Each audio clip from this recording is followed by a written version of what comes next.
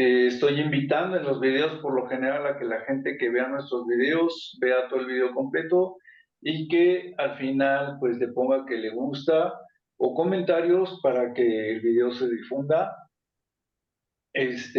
a más gente, más rápido.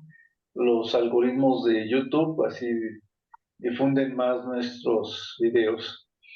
Ahorita tenemos una asistencia más o menos de unos 30, tenemos ya tiempo con unos 30 participantes que ven las clases y demás. Ok, entonces nos quedamos en el capítulo 19 del libro de Juan. Habíamos estado viendo cómo capturan al Señor Jesucristo, ¿no? ¿Por qué lo habían capturado? ¿Cuál era el pretexto por el cual capturaban al Señor Jesucristo? ¿Alguien quiere hacer un recuento de esto o hacer algún comentario? ¿O sigo yo con este tema? Bueno, haciendo la remembranza de las clases pasadas. ¿Me sigo? Yo creo que sí, sí. Ok. Fíjense, el Señor Jesucristo siempre hacía los milagros y les decía que Él era que Él era la luz, que Él era el Hijo de Dios, que Él era su Mesías. Y así sucesivamente, ¿no? El libro de Juan es un libro precioso que nos va dejando ver muchas cosas sobre los milagros del Señor Jesucristo, cómo estaba cumpliendo las profecías, cómo todo estaba, profetizado y cómo se iba cumpliendo todo lo que estaba profetizado con respecto a la venida del Mesías. Entonces, llegamos a este punto donde el Señor Jesucristo, uno de los milagros más impactantes, es cuando resucita a Lázaro, y entonces al resucitar a Lázaro, mucha gente empieza a creer todavía más en que él era el Mesías, y por eso empiezan los sacerdotes a planear su muerte, ¿no? Esto lo hemos estado viendo en las últimas clases, que ese fue la catapulta que los sacerdotes empezaron a planear entonces la muerte de Jesús, cómo atraparlo, y empezaron a ofrecer dinero para atraparlo, y entonces al ofrecer el dinero para atrapar al Señor Jesucristo, pues quien se ofreció fue Judas, ¿no? Porque estaba también profetizado que lo iba a vender por 30 monedas de plata.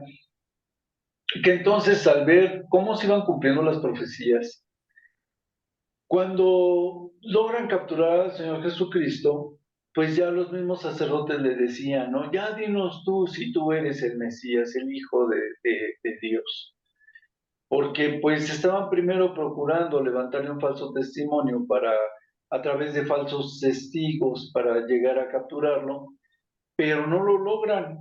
No ataban ni desataban nada, ¿no? Entonces, cuando se presenta ante Caifás, le dice Caifás, ¿no? Bueno, ya dinos tú, dime, ¿hasta cuándo me vas a afligir? Algo así le dice, ¿no? Ya dime tú si eres el Mesías. Y le dice, sí, yo soy el Mesías, yo soy el Cristo. Entonces dice, ¿qué más queremos? Ya no necesitamos más pretextos para crucificar a Cristo. ¿Por qué? Porque por la ley judía, todo aquel que se decía que era el Hijo de Dios o se hacía semejante a Dios, era digno de muerte por la ley de los judíos.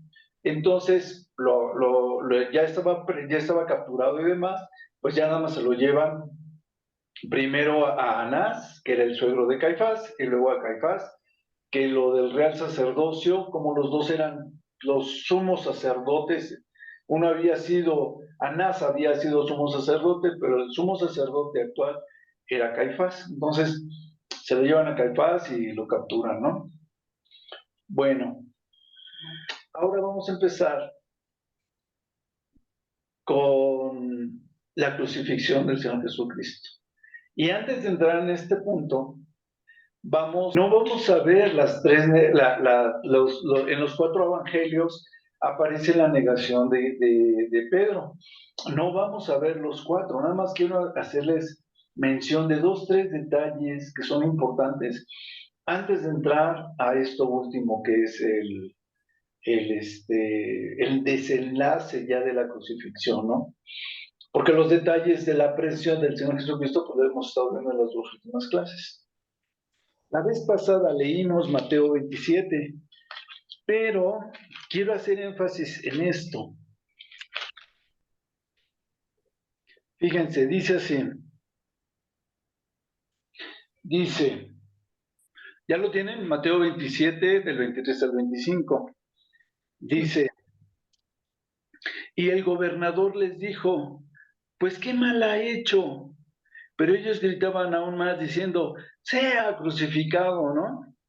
Y entonces el gobernador les dice, perdón, eso es lo que dije. Y entonces dice, viendo Pilato que nada adelantaba, sino que se hacía más alboroto, tomó agua y se lavó las manos. Y delante del pueblo diciendo, inocente soy yo de la sangre de este justo, allá vosotros.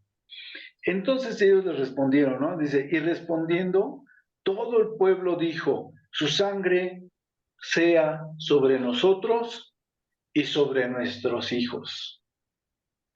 Qué fuerte, ¿no? Los judíos hasta la fecha siguen siendo el pueblo escogido, pero también es el pueblo que lleva sobre su culpa, sobre su sangre y la de sus hijos, lleva este juicio de toda la humanidad sobre la muerte del Señor Jesucristo. Y parece mentira, pero a través de la historia tampoco los judíos se han metido mucho porque siguen considerando que Jesucristo es el anticristo y demás. Entonces, hasta la fecha siguen ignorantes, muchos de ellos, la mayoría, tanto de Jesús como de los evangelios y de los evangelios y de muchas otras cosas, donde Jesús es el Mesías y es a quien crucificaron, ¿no? Esa es una parte importante, porque ellos aceptaron en esa convicción, en esa necedad, ellos aceptan el hecho de que la sangre del Jesucristo, a pesar de que mucha de la gente pensaba que era el Mesías, muchos de ellos sabían que posiblemente era el Mesías, todo se había dado de tal manera de que el Señor Jesucristo fuese sacrificado, y que la sangre cayese sobre ellos, y de que Pilato, teniendo miedo, como habíamos leído en el libro de Juan, que Pilatos tenía miedo, Pilato se lava las manos y dice, bueno, yo no me hago responsable de este justo porque yo no hallo culpa en él. La negación de Pedro está en los 4 evangelios. Está en Mateo 26, ya lo leímos, está en Marcos 14, ya lo leímos, en Lucas 22, ya lo leímos, y en Juan 18, por supuesto que ya lo leímos porque es el libro que estamos estudiando. Pero decía el Señor Jesucristo que Pedro lo iba a negar 3 veces y antes de que cantara el gallo, ¿no? Y entonces quiero leerles también esta parte, nada más la parte que les voy a leer. Lucas 22:54 dice, y prendiéndole, le llevaron y le condujeron a la casa del sumo sacerdote. Y Pedro le seguía de lejos, y habiendo ellos encendido fuego en medio del patio, se sentaron alrededor, y Pedro se sentó también entre ellos. Pero una criada, al verle sentado al fuego, se fijó en él y dijo, también estaba con él. Pero él lo negó, diciendo, mujer, no lo conozco. Un poco después, viéndole otro, dijo, tú también eres de ellos. Y Pedro dijo, hombre, no lo soy. Como una hora después, otro afirmaba, diciendo, verdaderamente también estaba con él, porque es Galileo. Y Pedro dijo, hombre, no sé lo que dices. Y enseguida, mientras él todavía hablaba, el gallo cantó. Ahí estábamos hablando de la negación de Pedro, pero después dice, entonces, vuelto el Señor, miró a Pedro, y Pedro se acordó de la palabra del Señor que le había dicho, antes que el gallo cante, me negarás 3 veces. Y Pedro, saliendo fuera, lloró amargamente. ¿No? Entonces, es muy importante ver esta parte, porque en lo que vamos a estar leyendo después, si es que llegamos a la parte donde el Señor habla con Pedro, pues vamos a ver que Pedro se entristece porque piensa que va a volver a fallarle al Señor, en el sentido de lo que pues el Señor le está preguntando, igual que como le había preguntado de lo del gallo.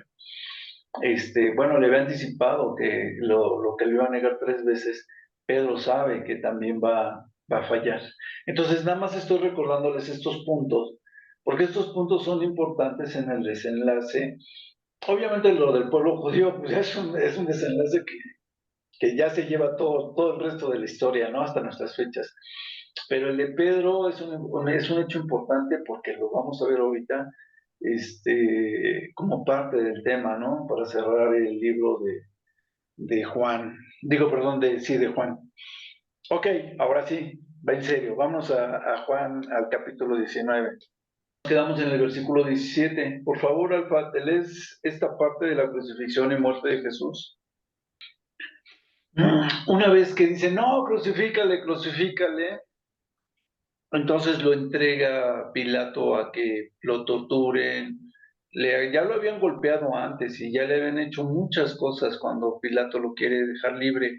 Ya se le habían puesto la corona y lo habían cambiado de vestimentas y demás, pero después no lo dejan y pues ya lo entrega para ser crucificado, ¿no? Entonces, dice que estaba cargando el Señor Jesucristo la cruz. En otra parte, sí, sí está en Mateo 27, se encuentran a Simón de Sirene y Simón de Sirene le ayuda entonces a llevar la cruz, ¿no? Pero aquí no lo mencionan, aquí mencionan nada más que el Señor Jesucristo lleva la cruz. Dice entonces, perdón, que llegan al lugar que se llamaba el Gólgota. Les decía yo que si nosotros estamos parados enfrente del Monte de los Olivos y vemos hacia la ciudad, se ve todo el perímetro amurallado y se ve el castillo y se ve en la parte de atrás del templo, se ve donde está el Gólgota, ¿no? Y a mano izquierda, viéndolo así como lo estamos viendo, a mano izquierda está el Monte de la Calavera. Bueno, ahí está el Monte de la Calavera. ¿Es el Gólgota o el Monte de la Calavera? En el Monte del Templo, que es el que está enfrente del Monte de los Olivos, se le llama así porque pues ahí está el templo, ahí estaba la ciudad nueva, y en la parte de atrás de la ciudad, viendo de frente, estaba el Gólgota, y hacia la mano izquierda estaba el Getsemaní, el jardín de Getsemaní. A mano derecha del Monte de los Olivos está lo que era la ciudad vieja en el Monte de Sión. Entonces esos eran los 3 montes que estaban en el centro de la ciudad de Judá, los 3 montes principales. Entonces, cuando el Señor Jesucristo les da la profecía del fin de los tiempos, pues estaban parados en el de los Olivos, viendo hacia el templo. Se los digo para que se lo imaginen. En la parte de atrás estaba entonces el Gólgota, en la parte de atrás de la ciudad. Y ahí es a donde él lo llevan para ser crucificado. Entonces, dice aquí que lo llevan ahí y que con él pues estaban los otros 2 ladrones, ¿no? Uno a cada lado de Jesús. Entonces dice más adelante que le ponen un título donde decía Jesús Nazareno, rey de los judíos. Entonces, pues muchos de los judíos pues se sentían ofendidos. Ellos no querían que él se le reconociera como rey porque pues era parte de lo que estaba profetizado. Ellos no querían que tuviera ninguna asociación con el Mesías. Fíjense, dice, donde Jesús fue crucificado estaba cerca de la ciudad, estaba en la parte de atrás del amurallado de la ciudad. Y entonces dice que el título pues estaba escrito en hebreo, en griego y en latín. Les dicen los judíos, no escribas rey de los judíos, sino que él dijo, yo soy rey de los judíos, ¿no? Entonces, fíjense, cuando Pilato quería desafanarse de esto y que les dijo, pues yo no encuentro ningún mal en él, y cuando ellos dicen, no, es que él se dijo hijo de Dios, y nuestras leyes dicen que entonces lo debemos nosotros de matar. Dicen, y entonces le dice, pues entonces, si está infringiendo las leyes de ustedes, ustedes mátenlo, mátenlo. Y entonces ellos dicen, no, es que a nosotros no se nos permite matar a nadie. Dice, pero esa es razón para nosotros suficiente para que tú lo mates. Y les dice Pilato, pues es que yo no encuentro ningún mal en él, ¿no? Como diciendo, yo no lo voy a matar. Pero entonces ellos para provocarlo le dicen, pues si tú no lo haces, entonces el que como amenazándolo, entre comillas, le dicen, porque él se está diciendo rey, se está haciendo rey a sí mismo, y todo aquel que se hace rey se opone al César, ¿no? Y aquel que se hace amigo de que se dice rey, se hace enemigo del César. ¿Sí me estoy explicando, verdad? Sí. Y entonces, primero lo amenazan con que lo que él se decía rey y que por eso pues, era un motivo suficiente para crucificarlo. Y cuando Pilato le pone el título que él era el rey de los judíos, para que se cumpliese en parte aquello que estaba profetizado, que es un Mesías y que es un Mesías reinante y demás. Es que no lo digo, no se está cumpliendo la profecía del Mesías reinante, por supuesto. Lo que estoy diciendo es que como que todo se medio conjugaba, ¿no? En este aspecto de que le pone el título. ¿Por qué no era rey? Porque pues todavía no viene el Mesías reinante. El Mesías reinante es ahora en la venida que estamos esperando al Señor Jesucristo. Pero regreso al punto. Entonces, lo amenazaban con que si lo dejaba que él se dijese rey o que estuviera seduciendo a las gentes con que él era el posible Mesías reinante, pues entonces se oponía al César, ¿no? Entonces, tan así que cuando Pilato le pregunta entonces si él es el rey, le dice, no, pues mi reino no es de este mundo, ¿no? Y es cuando a Pilato le entra temor porque sabe que se está metiendo con alguien que se decía el Hijo de Dios y las profecías que habían hecho, las profecías, perdón, los milagros que se habían hecho, que hasta los conocía perfectamente Pilato y los conocía todo el pueblo y los conocía Herodes y los pueblos circundantes conocían todos los milagros del Señor Jesucristo. Entonces, la fama que tenía el Señor Jesucristo y los hechos que lo respaldaban, con los cuales él decía que Dios daba testimonio de la deidad de Jesucristo a través de los milagros que el mismo Dios permitía que él hiciera. Entonces, todo esto ya lo hemos visto en las clases, por eso nada más le estoy dando una embarrada. Entonces, claro que Pilato le entra el miedo. Y entonces Pilato les pone el título y entonces los judíos tienen la osadía de decirle, no, pues es que él no era nuestro rey, él se decía rey. Entonces, pues Pilato les pudo haber dicho, entonces, ¿para qué lo crucificamos? Si me están diciendo que no es el rey, ¿no? Pero primero me amenazaron de que sí iba a ser el rey. Entonces, pues, como que ahí estaba la incoherencia. Pero es parte, ¿no? O sea, el contexto, lo que yo quiero plantearles es el panorama que estaba alrededor de toda la crucifixión, ¿no? Cómo diferentes hechos iban dando testimonio de que Jesucristo era el Mesías, porque todo se estaba cumpliendo, todo lo que estaba profetizado. Sigo adelante. Dice, entonces muchos de los judíos pues leían el título, ¿no? Precisamente porque el área de la crucifixión pues estaba cerca, estaba en la parte de atrás de la ciudad.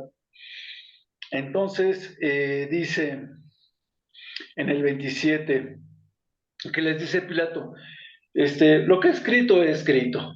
O sea, vuelvo a lo mismo, ¿no? Primero lo amenazan y luego le dicen que no, y entonces dice él, ya lo que ya escribí, ya lo escribí. Ese, cuando los, eh, cuando los soldados han crucificado al Señor Jesucristo, tomaron sus vestidos, ¿no? E hicieron cuatro partes, una parte para cada soldado. Y tomaron también su túnica, la cual era sin costura, de un solo tejido, de arriba a abajo. Entonces dijeron entre sí, esto no lo podemos partir en cuatro partes, ¿no? Sino,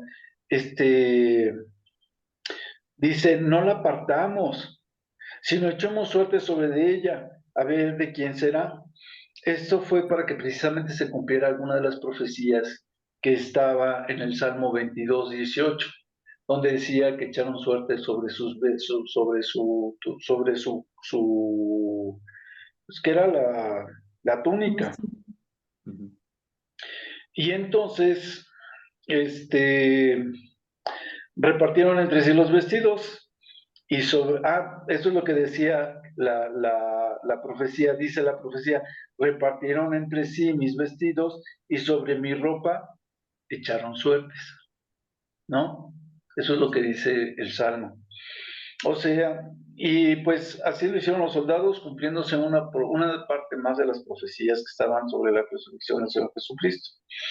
Entonces, después dice que a los pies del Señor Jesucristo en la cruz estaba María, su madre, estaba su hermana, creo que era Marta, luego estaba María, la mujer de Cleofas, y luego estaba la otra María Magdalena.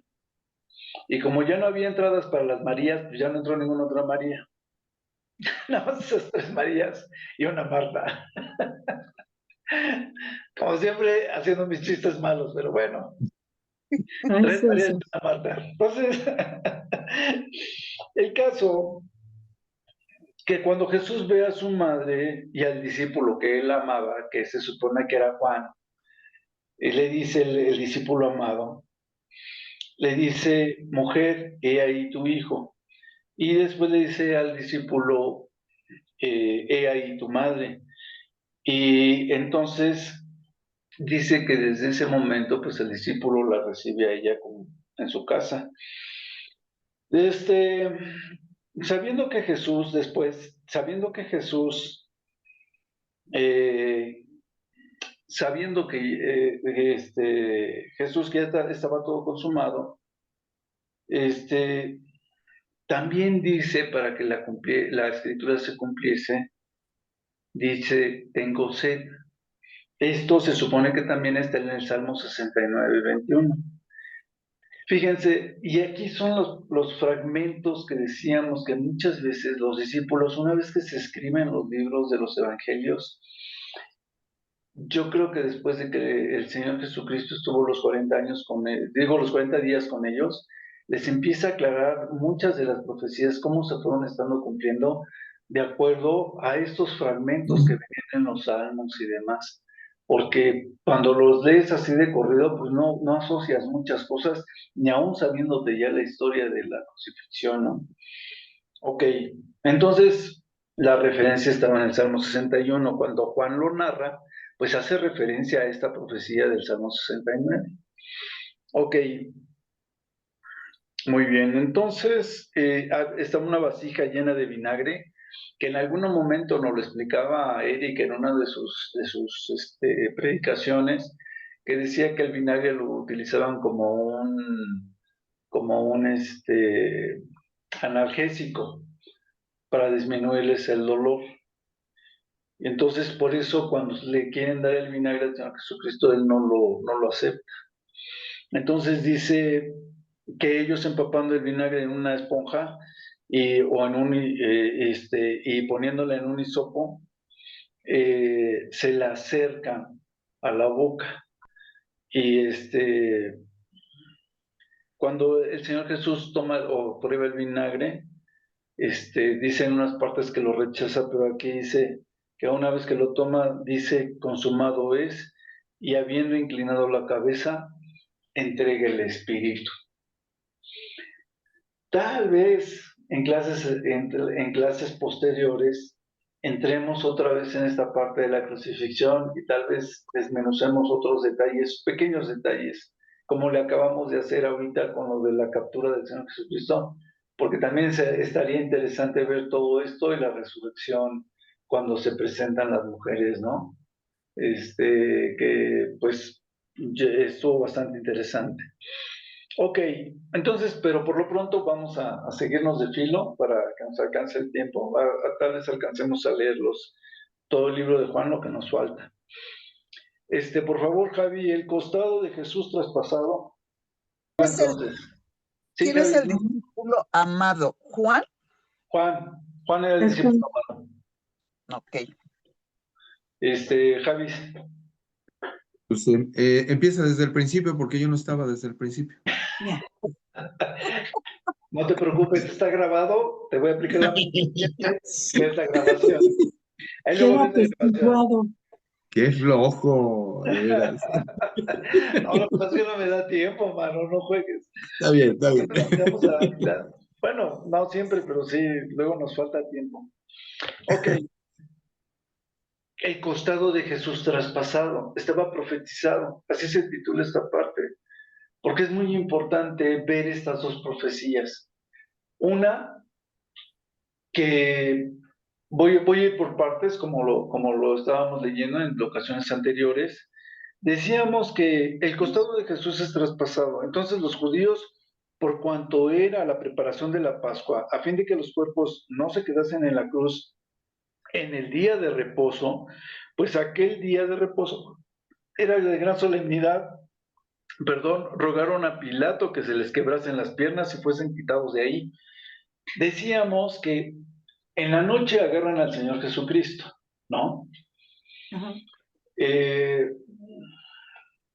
Yo me imagino que tarde, no muy noche, porque se suponía que el día se terminaba a las 6 de la tarde y pues habían ido a cenar, luego se fueron a orar, pero estuvieron orando 3 horas. Entonces, calculo que a las 9, 10 de la noche han de haber capturado al Señor Jesucristo. Empiezan las vigilias de la noche a las 6 de la tarde y terminan las vigilias de la noche a las 6 de la mañana. Cuando sentencian al Señor Jesucristo, perdón, habíamos leído, y lo vamos a volver a leer si no mal recuerdo, que era la hora sexta. Si a las 6 de la mañana que habían terminado las vigilias de la noche y empezaba el día, a las 6 de la mañana le sumamos la hora sexta, eran las 12 del día cuando ya es mandado a la crucifixión. Cuando el Señor Jesucristo muere, según lo que luego narran los evangelios, a la 9ª hora del día, que eran las 3 de la tarde. Entonces, se supone que la crucifixión se lleva el lapso de las 12 a las 3, y durante toda la noche son lo de las torturas, llevarlo con Pilato y todo esto, ¿no? Hasta las 6 de la mañana más o menos. Cuando lo tienen en la crucifixión, son 3 horas de tortura.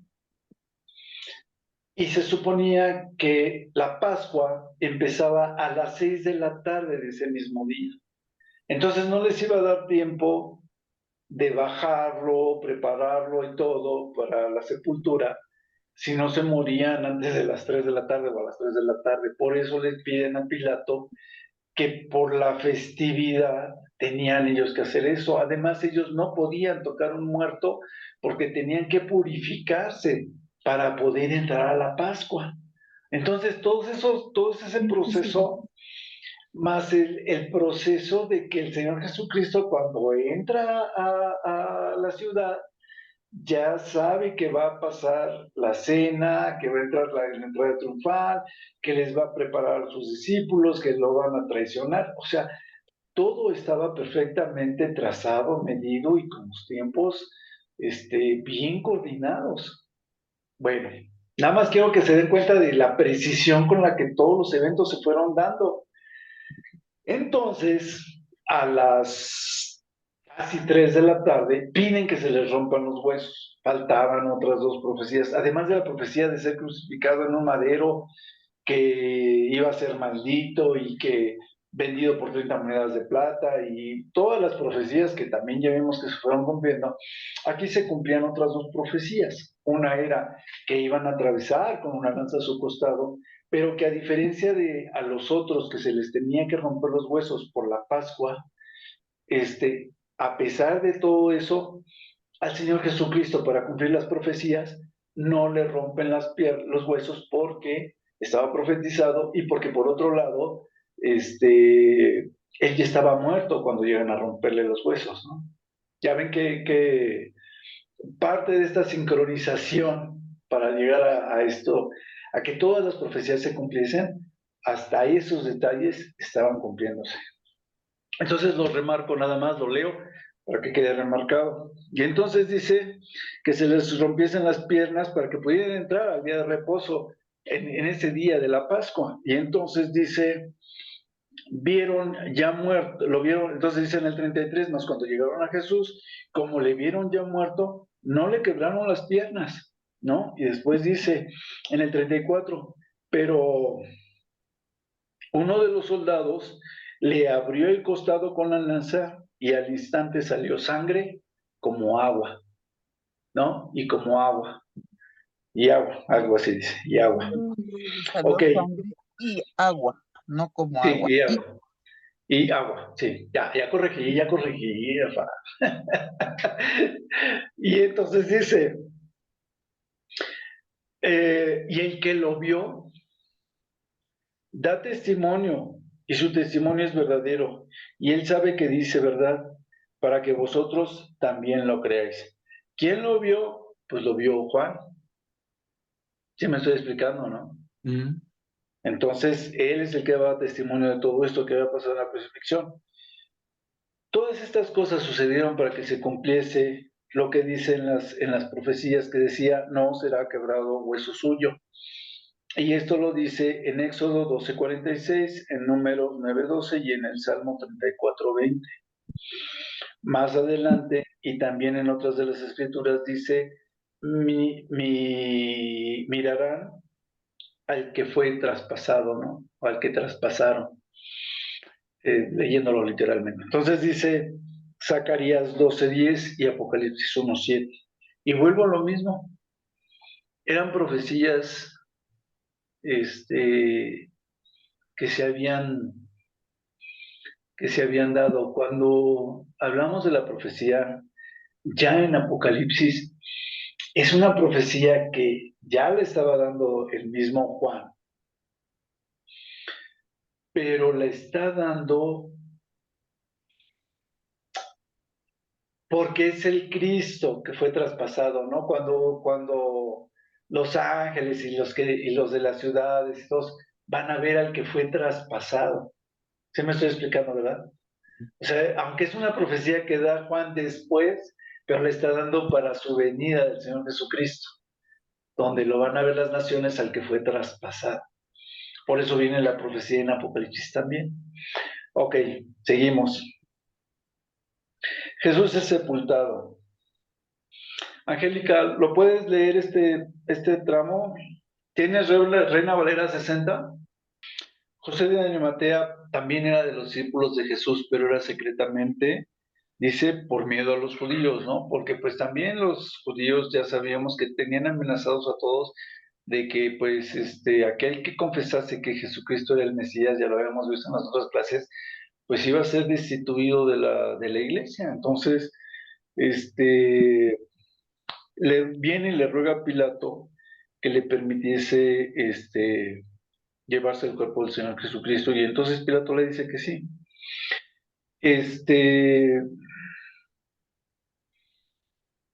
Dice, también Nicodemo, el que antes había visitado a Jesús de noche, vino trayendo un compuesto de mirra y de aloes, ¿no? Como 100 libras, pero eso no es un detalle, porque después dice que lo meten el cuerpo del Señor Jesucristo en un sepulcro nuevo, y lo envuelven en un lienzo con las especias aromáticas, ¿no? Como se acostumbraba entre los judíos para preparar el cuerpo para la muerte. Entonces, dice que lo meten al sepulcro nuevo y después dice, ya para finalizar en el 42, dice, ahí pues, por causa de la preparación de la Pascua de los judíos, porque aquel sepulcro estaba cerca y pusieron a Jesús. Como tengo entendido que estaba a un costado también del mismo, habíamos dicho que estaba en la parte de atrás del Gólgota, luego el Getsemaní, y y creo que los sepulcros están a un lado del Gólgota, si no mal recuerdo. Es más, creo que estaban entre el Gólgota y el Getsemaní, el sepulcro donde se dice que estaba enterrado el Señor Jesucristo. Ok, ¿tienen dudas hasta ahí?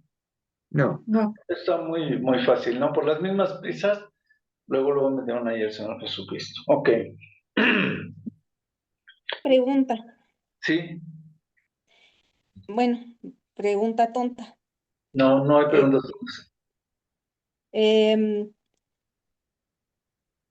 no, bueno, a mi parecer, era de que no se le tenían que romper las piernas a Jesús. Bueno, dice porque ya estaba muerto, pero era también para la resurrección, porque tenía que estar completo, ¿no? No. No. No No tiene Es nada tenía, que ver. no profecía. tiene nada que ver. Es No, una de profecía, hecho, Angélica. Ajá, sí, es que las profecías decían que no se le iba a romper ningún hueso. Y Ajá. lo que decimos es que por lo general no les rompían los huesos.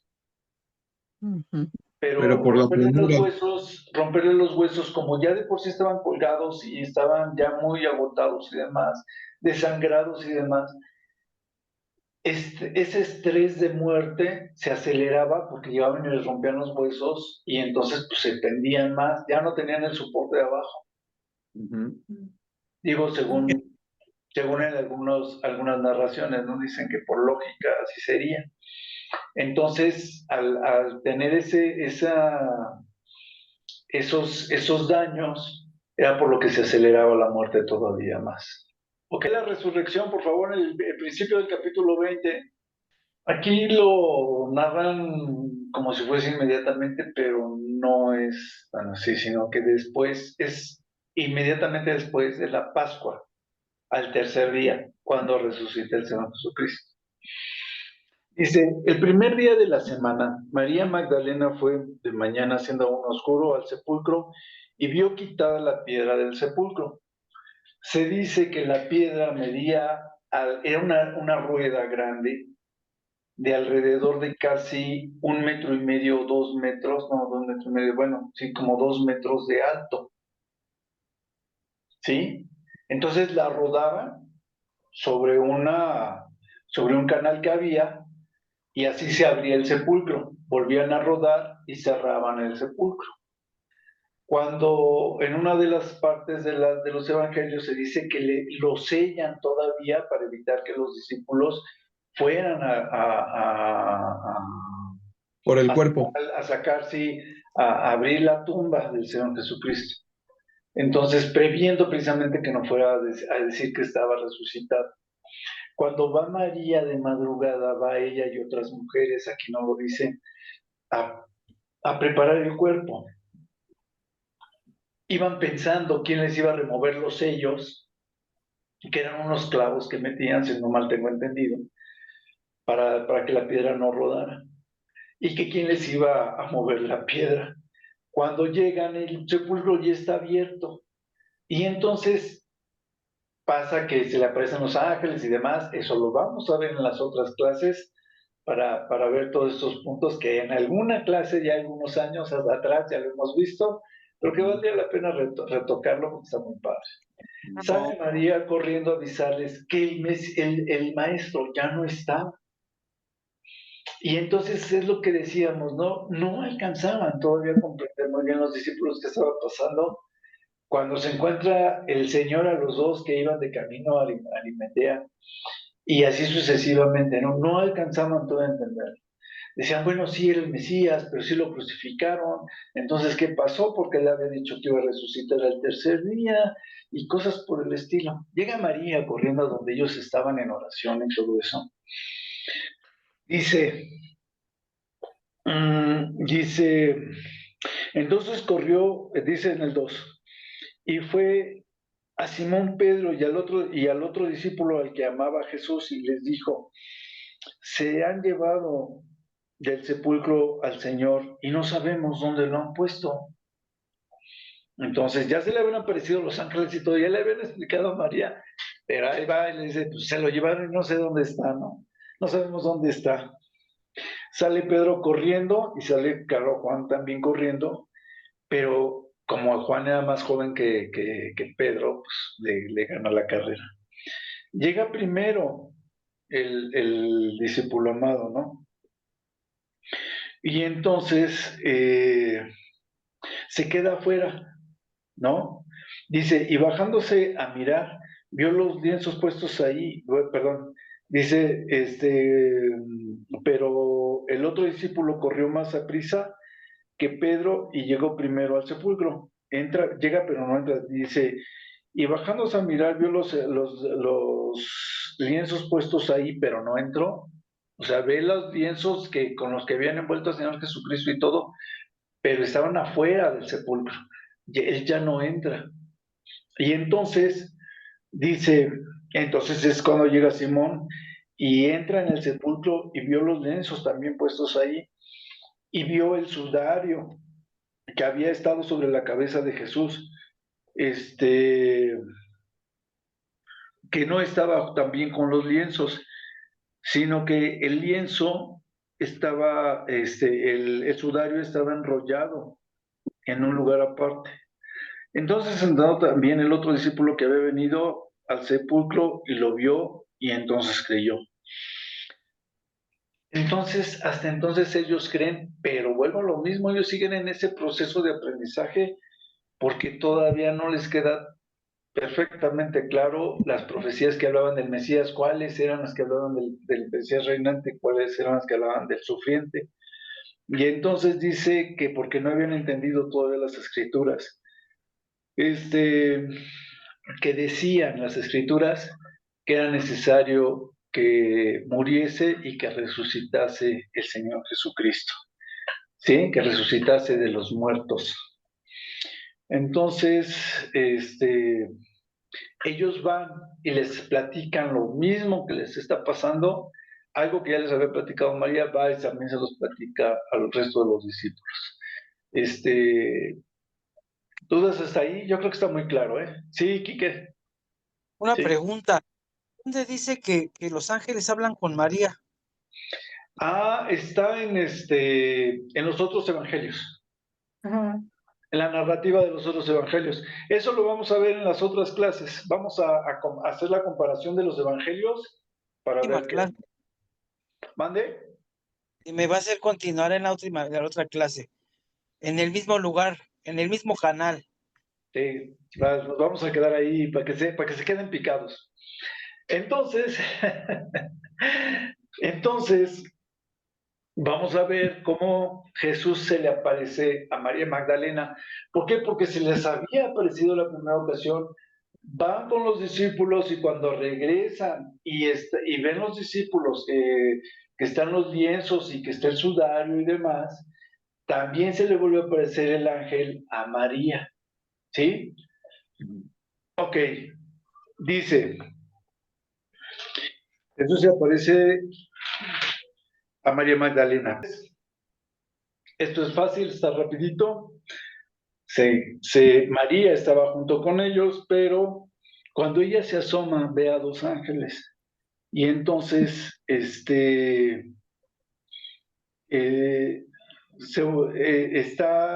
está María, dice que uno le dice a los ángeles, mujer, ¿por qué lloras? Y entonces ella le dice, porque se han llevado a mi Señor, y no sé dónde le han puesto. Y entonces, cuando dice esto, se volvió y vio a Jesús. Yo creo que se vuelve y no lo ve de frente, sino que lo ve más o menos, ¿no? Y entonces le dice, no lo reconoce. Cuando Jesús le dice, mujer, ¿por qué lloras?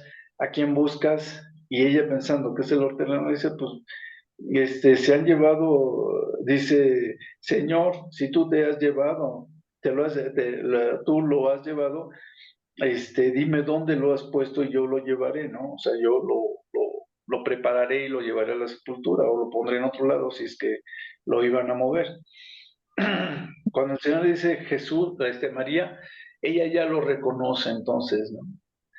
Primero le dice mujer, pero ya cuando le dice María, como que yo creo que María ya presta más atención y se da cuenta que es el Señor Jesucristo, le dice Raboni, ¿no? Ujú. Y entonces yo creo que la reacción de María, ya antes en el primer ya le habían dicho que ella había resucitado al Señor Jesucristo, va por los apóstoles, regresa, se asoma, lo ve, le dice a los ángeles que estaban adentro, pensando yo creo que también que eran otras personas. Luego le dice al Señor Jesús, Raboni, bueno, pensando que es el hortelano, lo reconoce, le dice Raboni, y yo creo que la reacción es que lo quiere abrazar, ¿no? Porque el Señor Jesucristo le dice, no me toques, ¿no? Entonces, no me toques. Dice, porque aún no he subido a mi Padre. Mas ve a mis hermanos y diles, suba a mi Padre y a vuestro Padre, a mi Dios y vuestro Dios, ¿no? Entonces, en otros evangelios le dice que les avise que se reúnan porque pronto va a estar ahí con ellos. Está muy padre. Como les digo, lo vamos a ver cuando veamos otros evangelios. Entonces María Magdalena, fue entonces María Magdalena para dar a los discípulos las nuevas nuevas con que había visto de que había visto al Señor, que le había dicho estas cosas, ¿no? O sea, María Magdalena se las platica y yo creo que es por eso que Juan andaba por ahí junto con Pedro y lo ve y bueno, se lo platica, y si no se lo platicamos adelante, María, cada quien platicaba como le iba en la feria. Ahora sí que léete, Jesús se aparece a los discípulos. Esta parte está muy fácil, les decía yo que ya había mandado a María para que les avisara lo que había pasado. Y ya cuando viene la noche, esto pasó a las 6 de la mañana, cuando viene en la noche, cuando llega la noche, en ese mismo día, o sea, aquel mismo día del primero de la semana, estando las puertas cerradas, porque los discípulos se mantenían con las puertas cerradas, porque tenían miedo de los judíos, o sea, las puertas tenían candados. ¿Sí me explicó? Ellos estaban encerrados por el miedo a la persecución y a los judíos para que no los fueran a apresar. Y entonces viene Jesús y se para en medio de ellos. A pesar de que las puertas estaban cerradas, el Señor Jesucristo se aparece en medio de ellos y les dice, paz a vosotros. Cuando el Señor les dice esto, les empieza a mostrar también sus manos, las perforaciones en sus manos y el costado.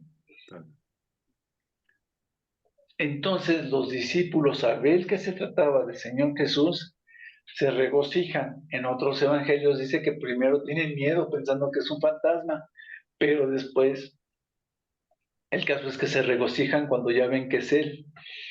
Entonces, el Señor Jesús les dice otra vez, paz a vosotros, como me envió el Padre, así también yo los envío.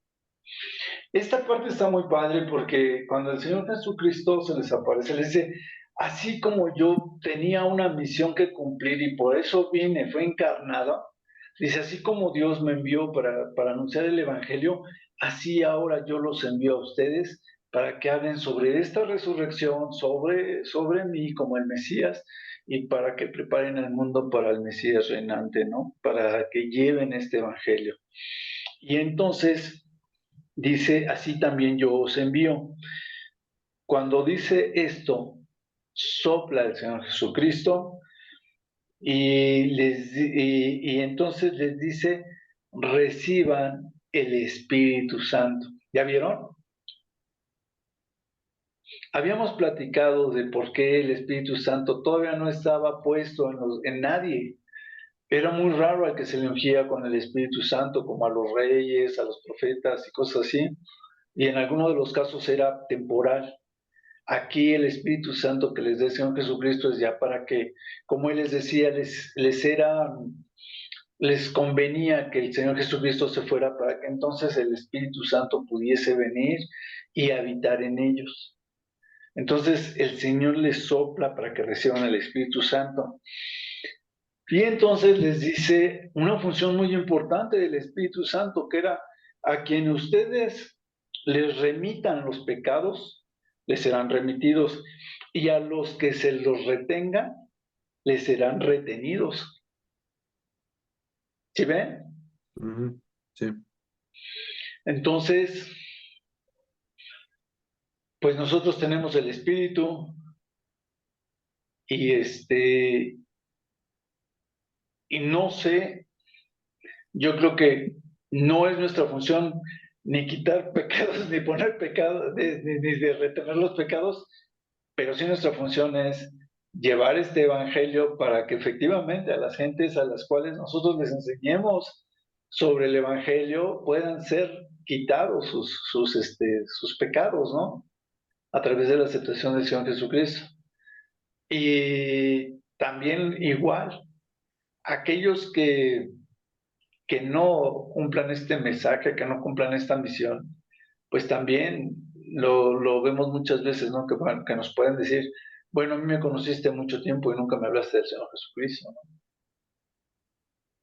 Entonces, es un trabajo que tenemos ahí, pues, pendiente, ¿no? Ok, observaciones, comentarios o algo por el estilo, ¿no? ¿Sigo adelante? Sí. Sí. Uh-huh. Este, Sí, podemos Angélica. seguir profundizando en cuestiones de lo que dice el versículo 23. Cualquier pecado de la gente que ustedes perdonen será perdonado, y cualquier pecado que no perdonen no será perdonado. Mira, hubo ocasiones en que, aún estando con el Señor Jesucristo, los apóstoles decían, bueno, y si los maldecimos de esta manera, los profetas te podían maldecir y sucedía. Los mismos profetas, hubo a quienes condenaron a muerte, ¿no? No recuerdo si se llamaba Zafira y no recuerdo su marido, a los que creo que quisieron engañarlos con el Espíritu Santo y les dice, el apóstol, creo que Pablo lo sentencia a muerte, ¿no? Entonces, hay una parte donde, en 1 Corintios 5, donde Pablo dice, del muchacho que se acostaba con su madrastra, y dice, bueno, al tal, yo ya lo entregué a Satanás para que muera, de tal manera que su cuerpo muera, pero que su espíritu se salve, ¿no? O su alma se salve, no recuerdo cuál es la palabra. Ahorita no lo recuerdo. Pero bueno, es el ejemplo. Entonces, había situaciones en las que veíamos que, no como en el muchacho que se acostaba con su madrastra, que la finalidad era que como creyente se alcanzase a salvar su alma. Pero en el caso del engaño hacia el Espíritu Santo, pues luego sí se condenaban a muerte, ¿no? Entonces, ¿y quién ¿Quién tenía ese discernimiento instantáneo por el Espíritu Santo? Pues era el apóstol que lo traía. El apóstol que en ese momento designaba, ¿no? Te decía que sí y que no. Entonces, porque estaba siendo en ese momento administrado por el Espíritu Santo. Entonces, por eso el Señor los unge con el Espíritu Santo para que tengan esa administración, ese discernimiento. Y después la acción, yo creo que es guiada por el Espíritu Santo para que tú puedas tomar decisiones de ese tipo, como para poder maldecir a alguien o poder mejor buscar su salvación o cosas por el estilo. Yo creo, no hay nada escrito en eso, ¿no? ¿Sí? Ok. ¿Seguimos entonces? Va. Sí. Ok, incredulidad de Tomás, por favor, Javis. Incredulidad de Tomás. Fíjense qué padre. Bueno, voy a comentar 2, 3 detalles rápidos. Dice, viene el Señor Jesús en los versículos anteriores, en el versículo 20, y entonces cuando les hubo dicho esto de paz a vosotros, les muestra las manos y les muestra el costado, ¿no? Las heridas, para que vean que él era el Jesús, ¿no? Que había sido crucificado. Y entonces, cuando viene Tomás, le dijeron ellos, hemos visto al Señor.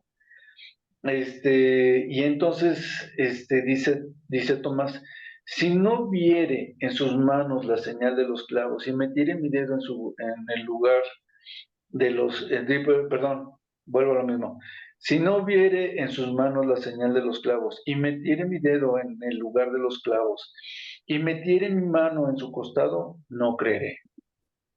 Ya les había enseñado las manos y les había enseñado el costado, pero dice Tomás, no, pues hasta que yo no lo palpe, hasta que yo no lo vea, pues no lo voy a creer.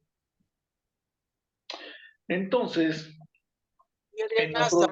en otro de los evangelios dice que cuando Él se les presenta, les pide de comer para que vean que es carne, que no es un espíritu.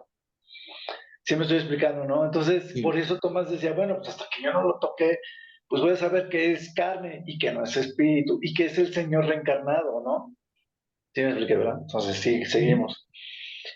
Y entonces, después de que ha sucedido esto, 8 días después, estaban reunidos, pero con ellos ahora sí estaba Tomás. Y entonces llegó Jesús, otra vez estando las puertas cerradas, ¿no? Y se puso en medio y les dice, paz a vosotros. O sea, no entró y se pasó en medio, sino que se les apareció estando en medio. Y les dice, paz a vosotros. Y les dice, le dice a Tomás, pon aquí tu dedo y mira mis manos, y acerca tu mano y métela en mi costado, y no seas incrédulo, sino creyente, ¿no? Y después le dice, Señor mío y Dios mío, y le dice Jesús, porque me has visto, Tomás, creíste. Y le dice, bienaventurados los que no vieron, nosotros, y creyeron. Bienaventurados nosotros que creemos por fe, que somos escogidos por fe. Amén. Amén. Angie, te lees no Angélica, Angie, te lees el propósito del libro. Ok, lo decíamos, ¿no? Hay muchas cosas que el Señor les enseñó durante los 40 días que estuvo con ellos y que nos escribieron. Ni se dice de qué habló, en ningún escrito existen. Nunca se revelaron. Pero vuelvo a lo mismo, mucho de lo que sucedió, estoy seguro de que les dijo, pues ¿se acuerdan lo que dice Salmos tal? Lo que pasa aquí en Zacarías y lo que pasó acá y lo del Apocalipsis. No, el Apocalipsis no, porque esas son notas pero por ejemplo, ¿no? Todas las profecías van encajando en su momento y el Señor Jesucristo se las hizo ver. Yo les decía que nosotros podemos leer más de 20 veces la Biblia y muchas veces no asociamos esos pequeños detalles que estaban profetizados con los hechos que pasaron posteriormente, aunque sepamos la Biblia prácticamente de pies a cabeza, ¿no? Entonces, así es como queda. Muy bien, pues yo creo que aquí le vamos a parar la clase porque nos falta todo un capítulo y estoy a 4 minutos de terminar mi clase. Entonces, Nada más un detalle. sí, Apocalipsis todavía no podían hablar nada de eso, ¿verdad? No, pues no. Porque no, fue una revelación posterior. Sí. Ok. sí, Apocalipsis se calcula que se escribió por el 70 después de Cristo. ¿Cuánto? 76 después de Cristo, si no mal recuerdo. Ah, ok. Sí, algo así, si no mal recuerdo. Sí. Pero bueno, después lo confirmamos. Claro El que sí. caso es que ahí estoy hecho bolas con las fechas. Pero sí, si no mal recuerdo, 76. Pues después, todavía falta cuando a Juan lo apresan, lo quieren matar, no se muere, lo mandan a la isla, Ajá. Y ahí es donde hay y la ahí es revelación, a ¿no? donde se revela el Apocalipsis, el libro de Apocalipsis. Sí, cuando vimos Y el ahí muere, Apocalipsis, cuando ya de vimos el viejito. perdón, Javi, no te oí lo último.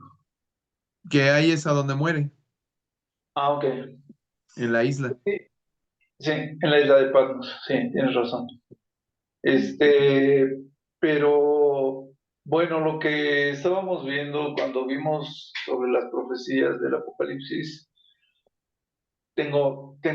hace muchos años que lo vimos y ahorita tengo revueltas las fechas, porque en el año 70 se destruye el templo después de Cristo. Mm. Y el Apocalipsis, creo que era en el 96 después de Cristo que se escribió.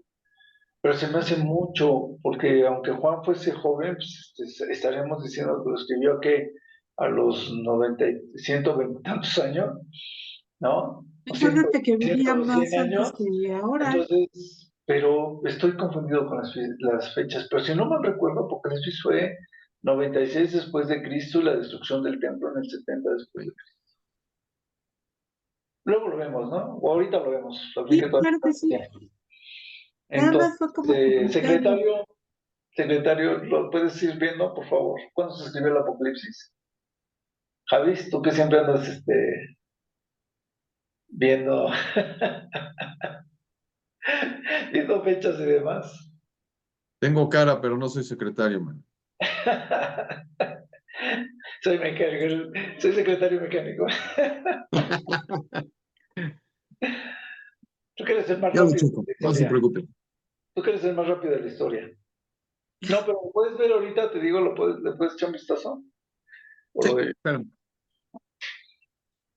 En la... Tu pregunta, ¿cuándo se vio lo del Apocalipsis?